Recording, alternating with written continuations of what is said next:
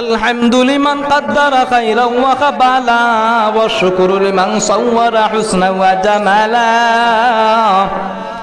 والشكر لمن صور حسنا وجمالا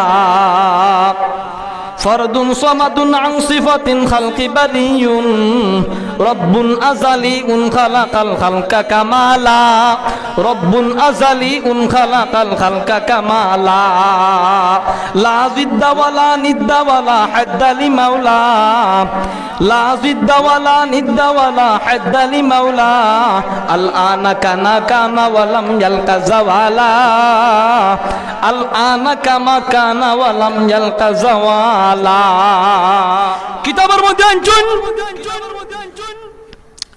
ইতা মাহফিলের জান্নাতি মাহফিলর ফজিলত আছে। কিভাবে ফজিলত? আপনি আমি তা সম্পর্কে মাহফিলের ফজিলত সম্পর্কে আপনি আমি জানি না। বিদায় জান্নাতি বাগানের মধ্যে আপনি আমার ভাগ্য জুটে না।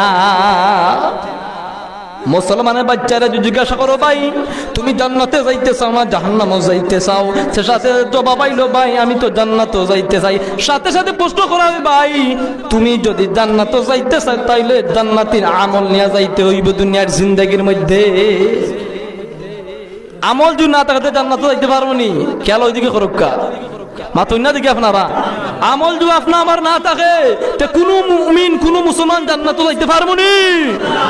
অর্থ নাই আল্লাহর বান্দা আমল দিয়ে কিছু বলতেই দেখা যায়, আবার আমলের খাতিরে পারতাই না।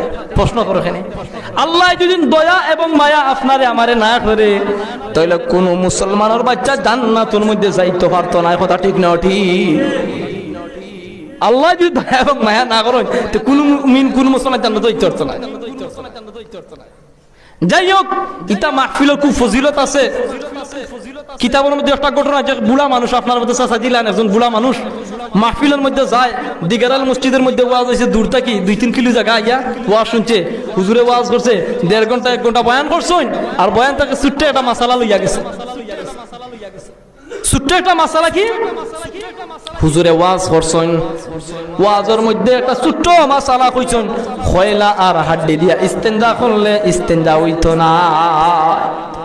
খেয়াল করবো ভাই, ছোট্ট একটা মাসালা। আল্লাহর বান্দা দূর থেকে 2 কিলো 3 কিলো জায়গা আইছে ওয়াজ শুনতে। দিগারাইল মসজিদের মধ্যে ওয়াজ শোনার লাগে মানুষ আইছে। বৃদ্ধ মানুষ, বুড়া মানুষ, 4টা বাদে নামাজ নাই। আল্লাহ না করুক, আমি ইনশাআল্লাহ সুমাই মসজিদের মধ্যে মিথ্যা মাতিয়ান আল্লাহ না করুক। যত মাহফিলের মধ্যে যাই আমি চেষ্টা করি যতটুকু হই নিজের চেষ্টা করি কথা অনুযায়ী আমল করার।